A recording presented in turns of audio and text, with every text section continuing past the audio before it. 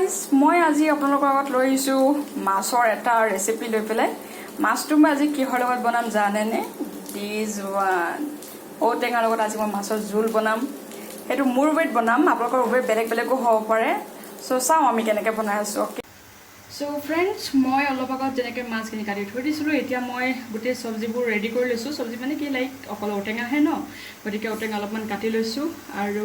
ইয়াতে জলকীয়া পিঁয়াজ সেইখিনি মই একদম বহুত চিম্পলকৈ বনাই আছোঁ সেইখিনি আছে এতিয়া লগত মই মছলাখিনি এড কৰিম আৰু তাৰপিছত মই চব্জিটো ষ্টাৰ্ট কৰি দিম বনাবলৈ চ' মছলা যিমান পাৰিম মই কম দিবলৈ ট্ৰাই কৰোঁ জেনেৰেলি মই বেছি মছলা নিদিওঁ আৰু কাৰণ ইয়াতে জলকীয়া মই দিম আৰু অলপমান কম জ্বলাৰে বনাবলৈ ট্ৰাই কৰিম সিমানটি আৰু অলপমান জিৰা গুড়ি দি দিম মই এতিয়া ডেটছ ইট আৰু অলপমান তেল যেতিয়া আমি ঢালিম তেতিয়া অলপমান পাঁচফোৰণ দি দিম চ' ফ্ৰেণ্ডছ ষ্টাৰ্ট কৰি দিওঁ মোৰ কেৰাহী চাবলৈ নাহাঁহিব মই ষ্টুডেণ্ট হয়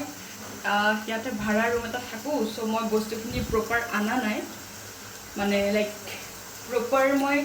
ডিছেছ অনা নাই মোৰ ভাল লাগে দেই ভাল ভাল নন ষ্টিকি কেৰাহী হওক বা অন্য বেলেগ প্ৰপাৰ কেৰাহী হওক ভাল লাগে মোৰ আপোনালোকে প্ৰপাৰ কেৰাহী লৈ ল'ব প্ৰপাৰ ডিছেছ লৈ ল'ব তেতিয়া ভাল হয় এতিয়া মই তেলটো গৰম হৈ গ'ল এতিয়া মই ইয়াতে পিঁয়াজ দিম অলপমান দি দিম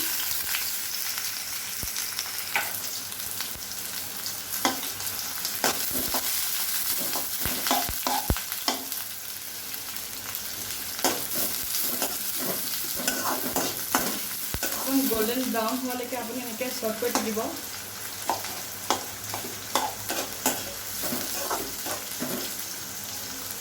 আৰু মই হাই ফ্লেমত ৰাখিছোঁ এইটো ফ্লেমটো হাই ফ্লেমত ৰাখিছোঁ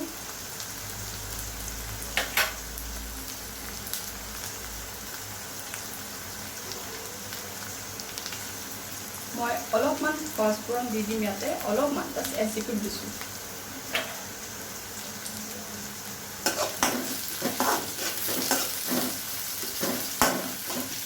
এইটো হৈ গ'ল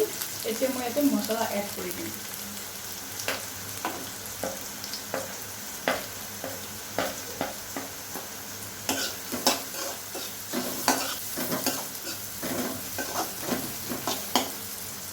ফ্লেমটো অকণমান ল' কৰি দিওঁ এতিয়া ভাল হয় এটা বেলেঞ্চত গৈ থাকে বস্তুখিনি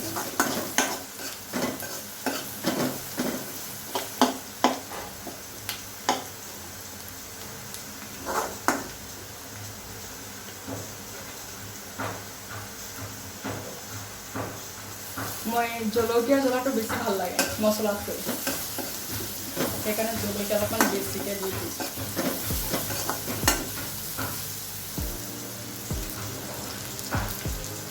চ' ফ্ৰেণ্ডছ ইয়াতে বহুত বেছি গল্ডেন ব্ৰাউন কালাৰ আহি গ'ল আৰু এইটো কালাৰ বেছি ভাজালে মোৰ ভাল লাগে চ' এইটো মই ইয়াতে দি দিওঁ আৰু প্লাছ অকণমান থাকোঁ সেইকাৰণে মই কমাই দিছোঁ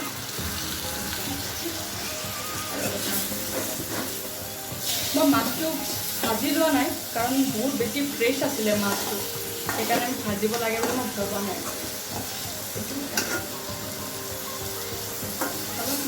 অলপমান তেলৰ সেইটো লৈ লৈছোঁ ইয়াতে ভজা হৈয়ে গৈছে ক'বলৈ গ'লে অলপ পানী এড কৰিম মই এইটো পানী অলপমান সময় মই সিজিবলৈ দিম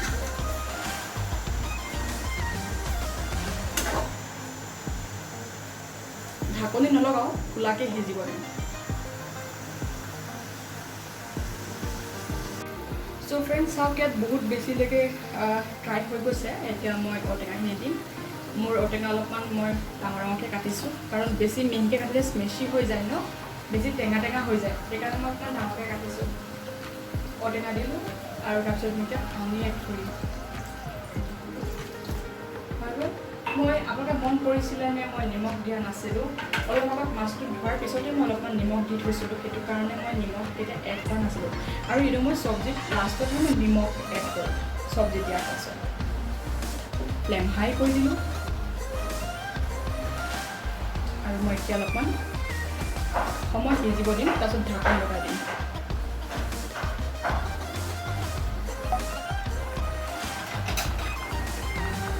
ফ্ৰেণ্ডছ বহুত হাই ফ্লেমত ৰাখিছোঁ মই, উতলি আছে আৰু অকণ সিজিবলৈ বাকী আছে আৰু অকণ ট্ৰাই কৰিম।